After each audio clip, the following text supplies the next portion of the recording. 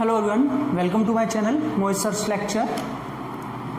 Students, आज मैं आप लोगों के लिए क्लास 10th से जो आपका चैप्टर है areas related to circle exercise 12.2 का क्वेश्चन नंबर 9th मैं आप लोगों के लिए यहाँ पर लेके आया हूँ। देखिए क्वेश्चन नंबर 9th में क्या कह रहा है।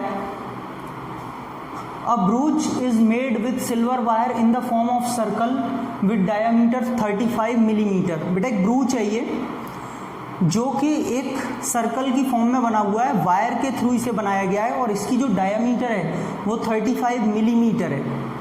The wire is also used in making 5 diameters. Wire को कहाँ कहाँ पर लगाया गया है? विच divide the circle into 10 equal sectors. Wire को कहाँ कहाँ लगाया गया है? वायर को एक तो सर्कल बनाने के लिए यूज किया है, यानी कि ये सर्कल जो है एक तो उस पर वायर लगाए, और एक जो ये आप 5 डायमीटर देख रहे हैं ना, जो इस पूरे सर्कल को 10 इक्वल सेक्टर्स में डिवाइड कर रहे हैं। 1 2 3 4 5 6 7 8 9 10 इक्वल एरियाज भी हैं इनके, बोला हुआ है ऑफ इक्वल सेक्टर्स। मतलब ये जो 5 डायमीटर जो बनाए हुए हैं, एक इसमें वायर को लगाया गया है, ठीक है। Find the total length of the silver wire required. बताइए पहले क्वेश्चन में कि टोटल कितना वायर लगा हुआ है, कितना वायर यूज हुआ है। तो बेटा कहाँ कहाँ वायर लगाए, टारगेट सेट करो। एक तो सर्कल पे लगाए, और सर्कल पे लेंथ पूछ रहा है, एरिया नहीं पूछ रहा, टोटल लेंथ पूछ रहा है वायर की। तो वायर की लेंथ का मतलब एक तो सरकमफेरेंस हो गया सर्कल का, और एक 5 डायामीटर हैं जहाँ पर वायर यूज हुआ है। तो पहले क्वेश्चन में आपसे जो टोटल लेंथ पूछी जा रही है बेटा, उसमें आपको 2 चीज़ें रखनी है। एक तो 2πr रखना है और एक 5 डायामीटर्स रखनी है। ध्यान से समझ लीजिए कैसे। सरकमफेरेंस यही होती है 2πr, क्योंकि सर्कल पे लगा है, और 5 डायामीटर है, इसका मतलब 5 × d प्लस करेंगे दोनों को। हाँ भाई 2 पाई की वैल्यू कुछ दी नहीं है, 22/7। रेडियस आपको 35 मिलीमीटर दी है, आंसर मिलीमीटर में ही निकालिए, ठीक है। 35 मिलीमीटर, एक मिनट सॉरी, वो डायामीटर दे रखी है 35, तो रेडियस कितनी हो जाएगी 35/2, सही है ना, हाफ करेंगे। चलिए डायामीटर यहाँ पे रखेंगे 35, ये 2 से 2 कैंसिल हो जाएगा, 7 से 5, 5 × 22 110, और ये कितना 5 5 25, और ये 175, यानी कि टोटल आ गया 285 क्या मिलीमीटर। सही है ना बच्चों, 285 क्या मिलीमीटर, क्योंकि डायमीटर मिलीमीटर में दे रखी है, यानी कि इतना उसके अंदर वायर की लेंथ लगेगी। अब आपसे कह रहा है area of each sector of the ब्रूच। अब आपको एरिया निकालना है हर एक सेक्टर का। तो देखिए कुछ बच्चे सोचेंगे कि सर सेक्टर का एरिया लगाएं। हाँ बिल्कुल लगा सकते हैं, सेक्टर का एरिया भी लगा सकते हैं। θ/360 πr²। थीटा दे रखा है आपको, नहीं दिया, क्या निकाल सकते हैं? हाँ निकाल सकते हैं। कैसे बेटा, ये थीटा है एक सेक्टर का, मान लीजिए। कंप्लीट एंगल कितना होता है? कंप्लीट, ये कंप्लीट एंगल कितना होता है? 360 डिग्री होता है। और कितने पार्ट्स में, इक्वल पार्ट्स में, कितने इक्वल पार्ट्स में डिवाइड हो रहा है? 10।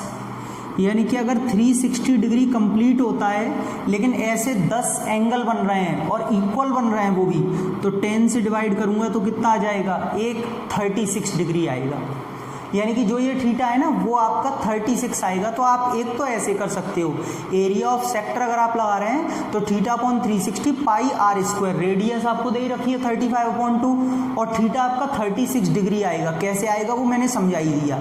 लेकिन इसकी जगह आप एक काम और भी कर सकते हैं, जरूरी नहीं आप एरिया ऑफ सेक्टर का फॉर्मूला लगाएं।